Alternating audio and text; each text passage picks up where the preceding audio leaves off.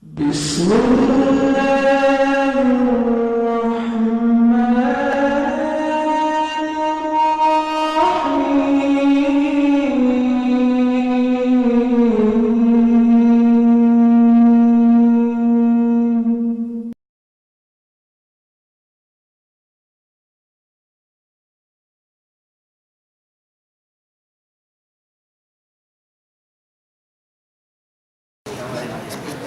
Assalamualaikum warahmatullahi wabarakatuh. Alhamdulillahilladzi hadana li hadza wa ma kunna linahtadiya laula an hadanallah. Wassalatu wassalamu ala Rasulillah wa ala alihi wa ashabihi ajma'in wa amman tabi'ahum bi ihsanin ila yaumiddin, amma ba'd. Kawan sekalian, alhamdulillah kita bisa berjumpa lagi. Ada waktu sampai jam berapa sih? 11. Saya akan cerita tentang kisah Abu Bakar As-Siddiq radhiyallahu anhu. Kisah Abu Bakar As-Siddiq radhiyallahu anhu. Siapa di antara antum yang tahu tentang nama beliau? Namanya siapa? Abu Bakar itu kan kunyah. Tapi namanya siapa namanya? Ya? Abdullah bin Abi Quhafah. Jadi nama aslinya Abdullah, ayahnya Abu Quhafah. Abu Quhafah juga kunyah, nama ayahnya Utsman, tapi dikenalnya dengan Abi Quhafah. Jadi Abdullah bin Abi Quhafah. Beliau digelari dengan nama As-Siddiq, yang membenarkan, karena pada saat awal mulai Rasulullah SAW mendakwakan Islam, Abu Bakar radhiyallahu anhu langsung menerima dakwah tanpa ragu sedikit pun, membenarkan Nabi SAW. Sedangkan yang lainnya, Nabi SAW ketika baru menyampaikan Islam ke mereka masih ada yang mikir, ragu dan lain sebagainya. Tapi untuk Abu Bakar radhiyallahu anhu langsung terima dakwah. Dan juga ketika Isra dan Mi'raj diberitakan, orang-orang Quraisy musyrikin mendengarkan bahwa Nabi SAW dari Masjidil Haram ke Masjidil Aqsa, kemudian setelah itu ke langit dalam satu malam. Mereka meledek, memperolok-olok bahwa itu mustahil, hanya dianggap khayalan. Tapi Abu Bakar disampaikan oleh orang musyrikin, kamu tidak dengar sahabat kamu begini. Saya percaya, bahkan lebih dari itu pun saya akan percaya. Ini luar biasa. Sehingga ketika turun ayat, ada saya sampaikan di sini sedikit. Surat Az-Zumar ayat 33. Surat Az-Zumar ayat 33.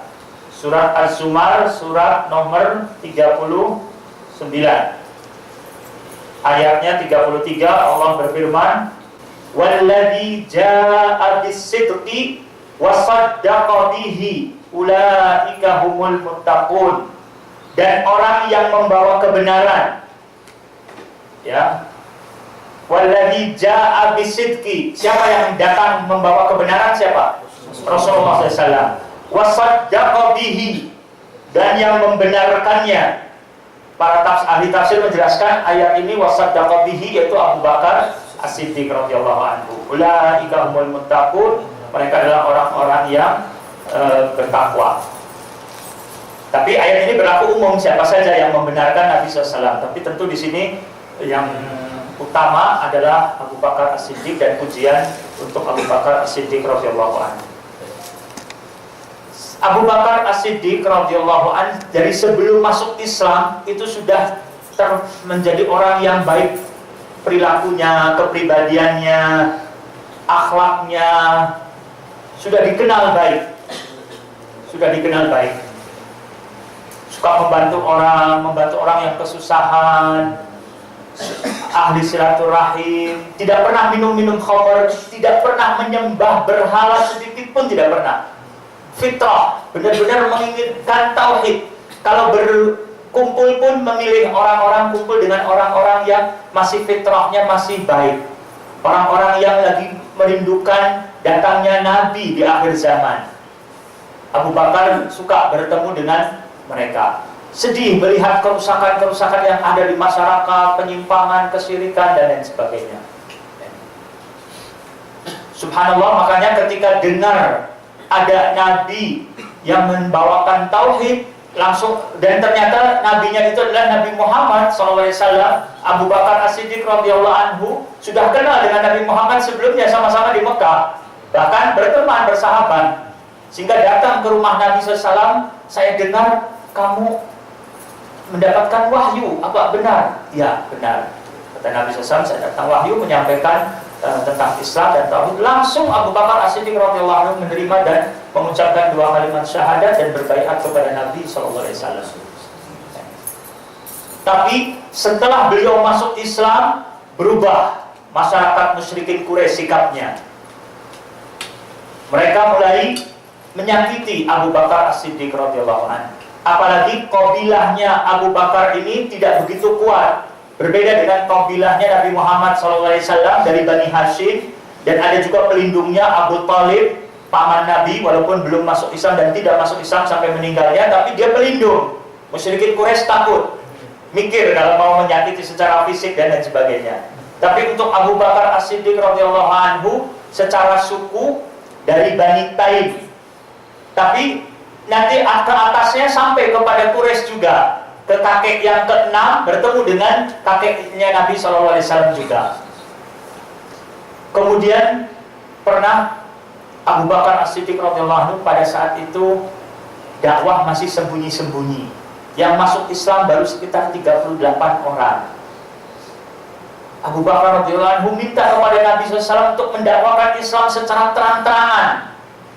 Mau mendakwakan Islam secara terangan. Kata Nabi SAW, kita jumlahnya masih sedikit, belum saatnya, belum tepat. Abu Bakar terus berusaha merayu Nabi SAW untuk membolehkan dia mendakwakan Islam secara terang-terangan. Akhirnya Nabi SAW izinkan. Beliau masuk ke Masjidil Haram dan khutbah secara terang-terangan. Khutbah pertama dalam dakwah terang-terangan yaitu dilakukan oleh Abu Bakar As-Siddiq radhiyallahu anhu. Kaum muslimin yang lain yang lemah-lemah datang juga ke masjid, duduk. Ada Nabi Muhammad SAW juga ikut duduk juga gitu. Ketika Abu Bakar As-Siddiq radhiyallahu anhu mendakwahkan Islam, mengajak kepada kaum musyrikin untuk masuk Islam, yang ada kaum musyrikin datang menyerbu dan memukuli Abu Bakar radhiyallahu anhu. Yang lain juga berusaha membela Abu Bakar, kena juga gitu kan. Nabi Muhammad SAW tidak bisa, artinya berusaha untuk membela dan sebagainya, tapi karena penuhnya orang musyrikin yang menyerang dan lain sebagainya, maka Abu Bakar pada saat itu luka, sampai dipukul, ditendang, sampai juga ada juga orang musyrikin yang memukul juga mukanya dengan sandal, sampai diberitakan dalam riwayat, dalam sejarah itu sepertinya hidungnya pun hampir rata dengan wajahnya gitu. Berlumuran darah, orang menganggap sudah meninggal dunia pada saat itu.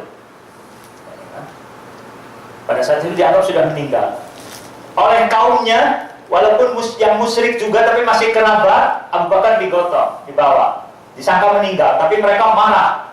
Datang lagi ke Masjidil Haram, kalau sampai nanti Abu Bakar meninggal, aku akan bunuh tadi orang-orang yang menyakiti beliau. Walaupun yang bicaranya musyrikin lagi, tapi semangat kesukuannya masih kuat dan kental di sana saat itu.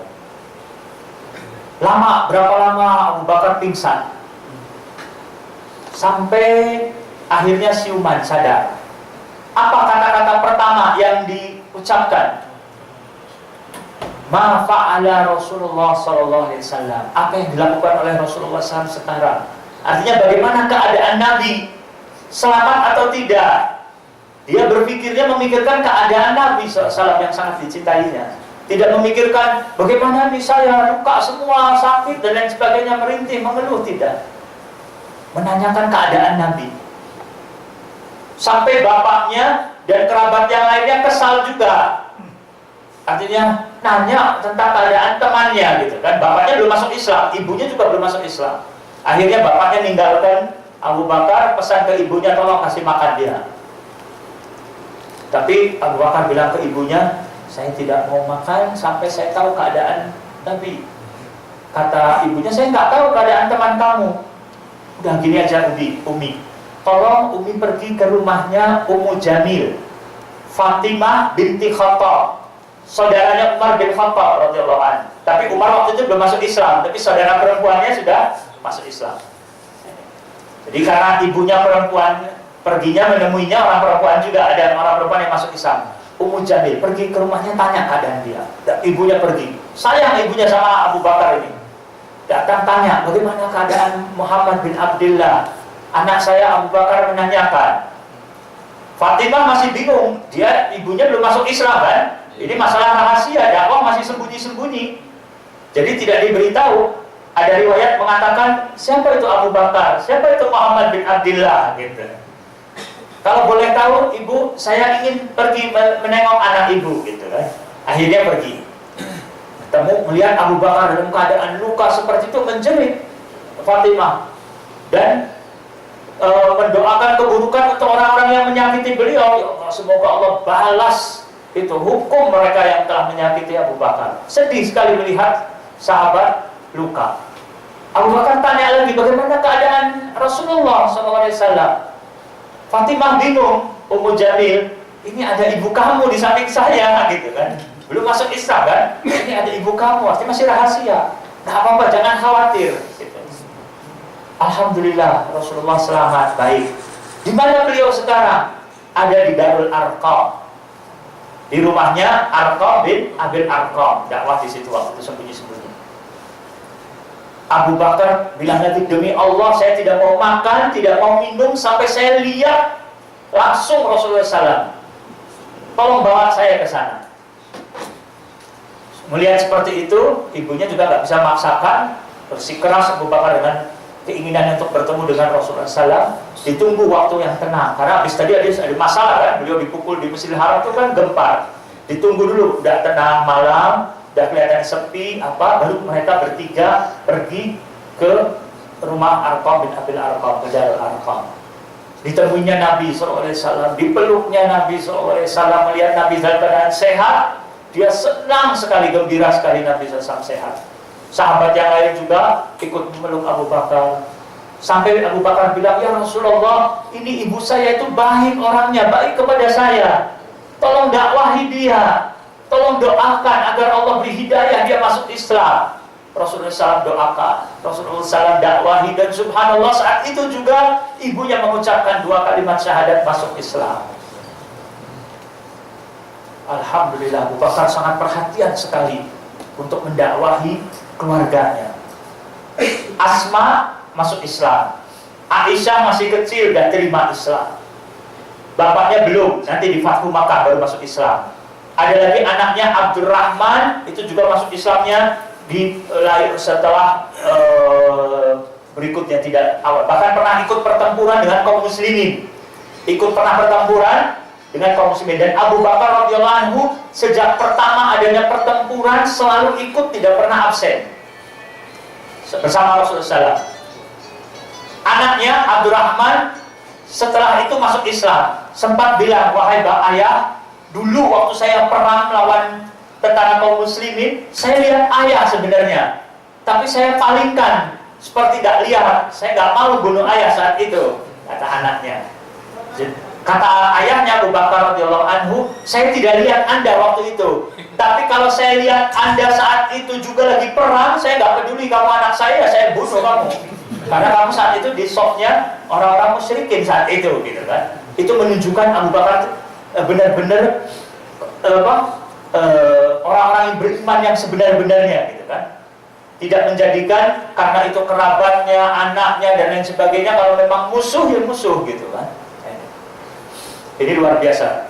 Banyak pujian, ayat-ayat Allah pun turun kepada Abu Bakar ketika lagi hijrah ke Madinah kan, yang waktu di gua. Nanti kita akan ceritakan kisahnya secara lebih rinci. Tapi itu pelajaran tadi sungguh sangat berharga sekali. Bagaimana kecintaan Abu Bakar As-Siddiq radhiyallahu anhu kepada Rasul sallallahu alaihi wasallam. Sangat kuat sekali cintanya. Dia korbankan yang tadinya dia dihormati, dimuliakan oleh masyarakat, dia tidak peduli walaupun dimusuhi setelah itu, bahkan sampai disiksa, disakiti dan lain sebagainya, dia tidak peduli. Kalau sudah tahu kebenaran, dia bisa jual semuanya, diri dan hartanya untuk keridhaan Allah Subhanahu wa taala. Bukan sebaliknya, justru menjual agama untuk mendapatkan harta dan dunia yang lainnya, tidak.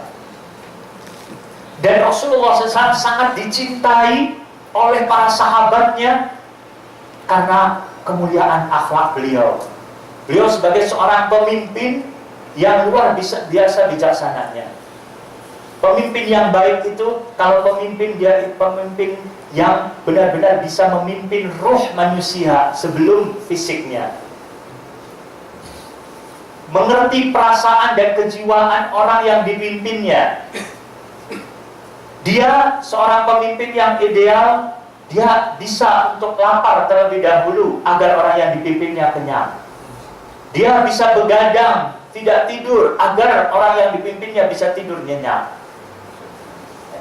Itu seorang pemimpin yang ideal, bukan pemimpin yang egois, memikirkan diri sendiri. Itu bukan seorang pemimpin yang ideal. Nabi SAW waktu perang Khandaq pun ikut bekerja bersama dengan sahabatnya, menggali parit dan lain sebagainya. Sayang kepada orang yang dipimpinnya, karena kepribadian yang mulia penuh dengan kasih sayang. Sahabat-sahabat itu pun sangat cinta kepada beliau. Abu Bakar radhiyallahu anhu cintanya luar biasa kepada beliau.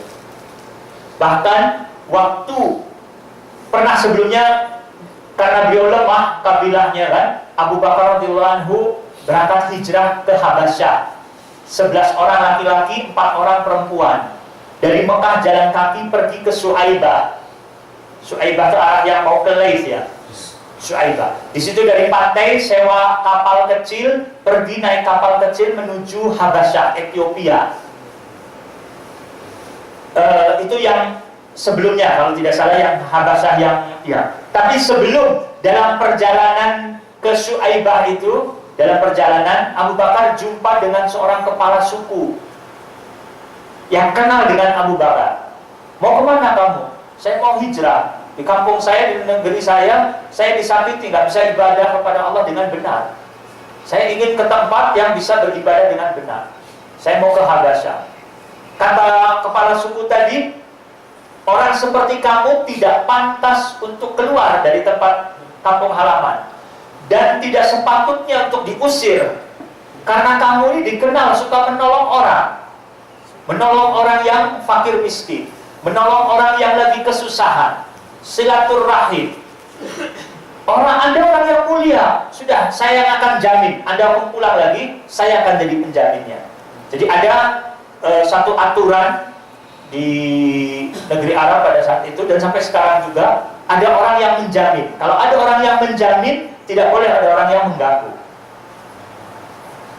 Maka seorang yang bernama Ibnu Ad-Dahinah menjamin. Sampai di Mekah pulang bersama, dan dia pidato di depan kaum musyrikin bahwa Abu Bakar ini tidak pantas untuk kalian usir. Dia orang baik, dia orang yang mulia. Saya akan jadi penjaminnya. Mereka bilang, ya sudah, tapi syaratnya tolong kasih tahu ke dia, jangan dia dakwah secara terang-terangan. Dengar suaranya apa? Orang-orang musyrikin tidak terima seperti itu. Khawatir nanti pengaruhnya Abu Bakar jadi kuat. Langsung laporan ke Ibnu Dahinah. Ini Abu Bakar sekarang sudah tidak mengikuti persyaratan kita. Ibnu Dahinah datangi Abu Bakar. Dia bilang, saya sudah menjamin Anda. Saya tidak mau memutuskan jaminan. Maka dari itu sekarang kamu pilih. Kalau mau terus dapat jaminan dari saya, kamu jangan ibadah di luar. Gitu kan? Tapi kalau kamu memang tidak mau, terserah. Kata Abu Bakar, saya kembalikan sekarang jaminan dari Anda. Saya tidak mau lagi dijamin oleh Anda. Cukup yang menjamin saya Allah Subhanahu wa ta'ala. Tidak peduli dia kalau sampai dihalangi untuk dakwah, dia tidak mau. Ini luar biasanya Abu Bakar Siddiq radhiyallahu anhu. Sampai waktu hijrah ke Madinah, sahabat yang lain sudah banyak yang hijrah kan? Sampai saat itu Rasulullah SAW belum diperintahkan oleh Allah untuk hijrah. Abu Bakar sudah mau berangkat duluan. Kata Nabi SAW, nanti saja, barangkali Anda bisa menemani saya kalau nanti diperintahkan oleh Allah. Sampai suatu hari Abu Bakar, Rasulullah SAW sering jumpa setiap hari sama Abu Bakar ini. Tapi saat itu di siang yang terik sekali, panas sekali, Rasulullah SAW datang, ditutupin mukanya ke rumah Abu Bakar radhiyallahu anhu. Karena pada saat yang panas yang terik sekali, orang jarang keluar rumah. Saat itu sepi. datang ke rumah Abu Bakar dan bilang, aku sudah diperintahkan untuk hijrah oleh Allah. Abu Bakar langsung mengatakan, sohbah ya Rasulullah, apakah boleh saya ikut menemani Anda ya Rasulullah? Naam, iya. Abu Bakar menangis gembira luar biasa. Sampai Aisyah radhiyallahu anha pada saat itu masih kecil. Dan Aisyah ketika Abu Bakar masih masuk Islam, belum balik, dia mengatakan, saya belum pernah tahu ada orang yang menangis karena gembira. Baru ayah saya saat itu saja saya baru tahu ada orang yang menangis karena gembira.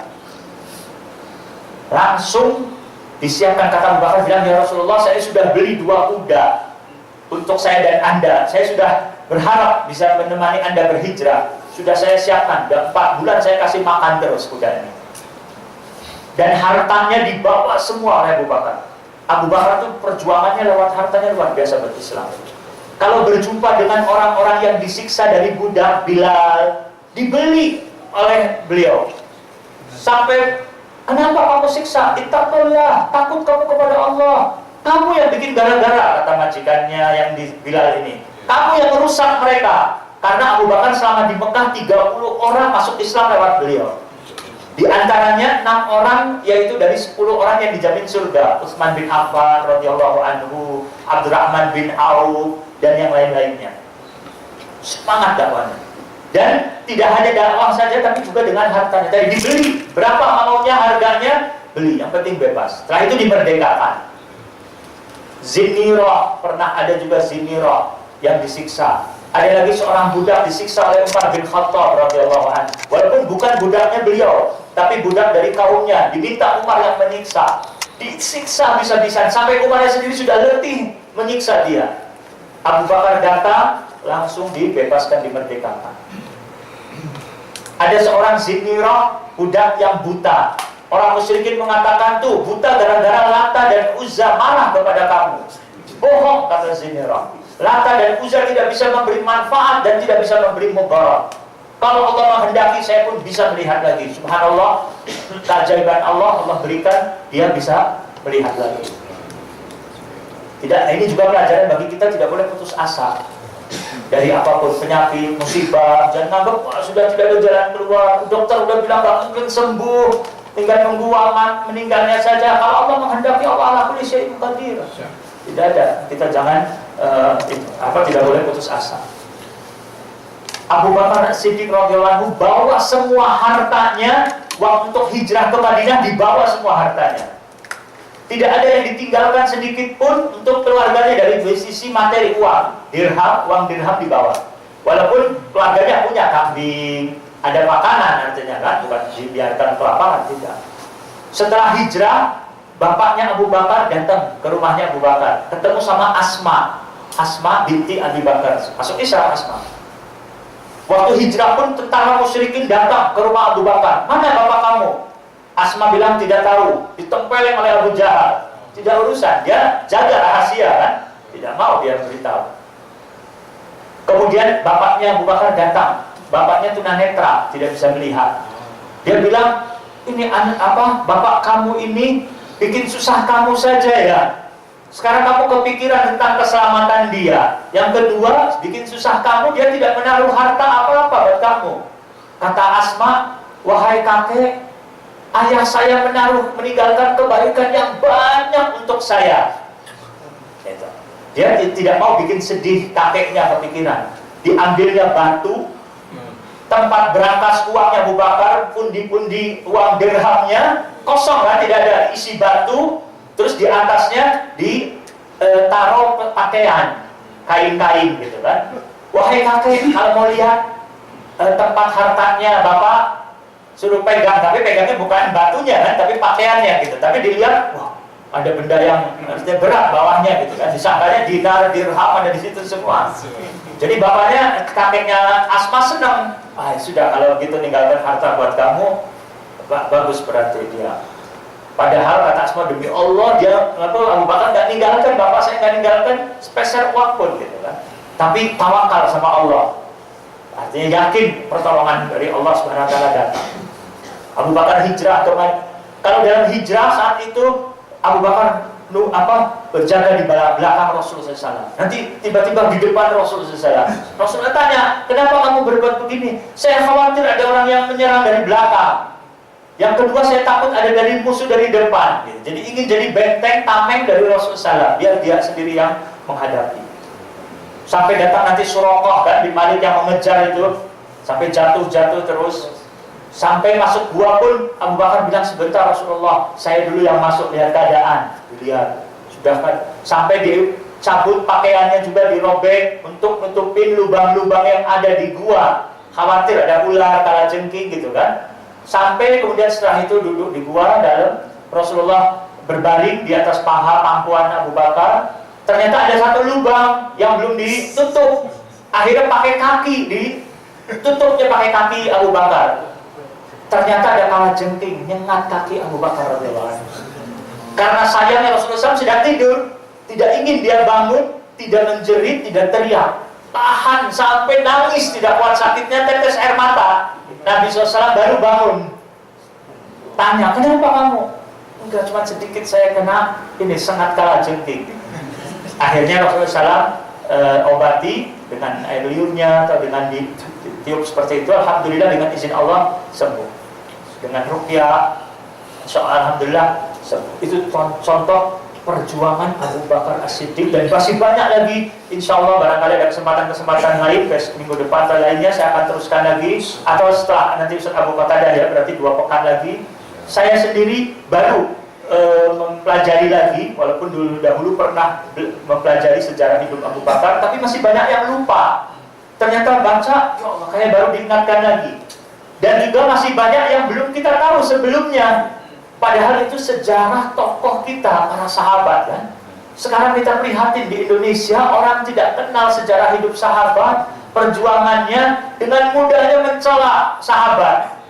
Dengan dapat karena syubhat, kerancuan dari kaum Rafidhah yang mencela sahabat, dia terpengaruh, padahal nggak ngerti sebenarnya duduk perkaranya.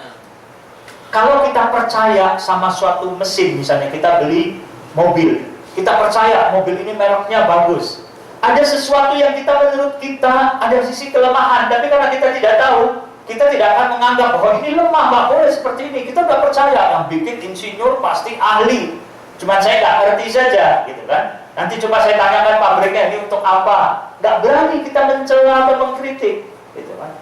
Tapi terhadap sahabat, kita mudahnya mengkritik, mencela. Padahal kalau ayah kita dicela sama orang, marah.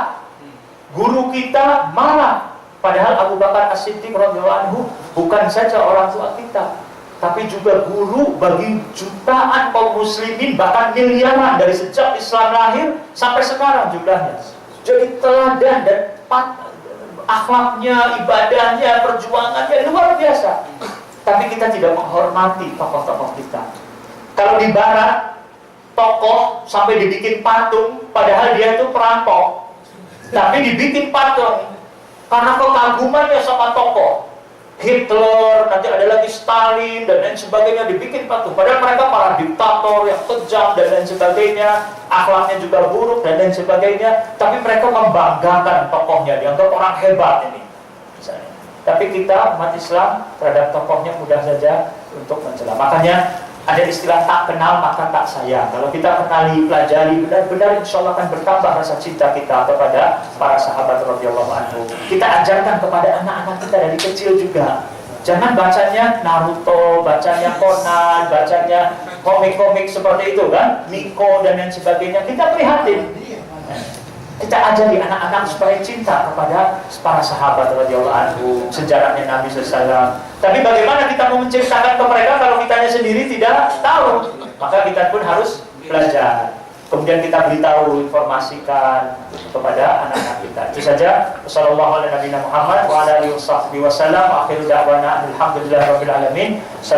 warahmatullahi wabarakatuh.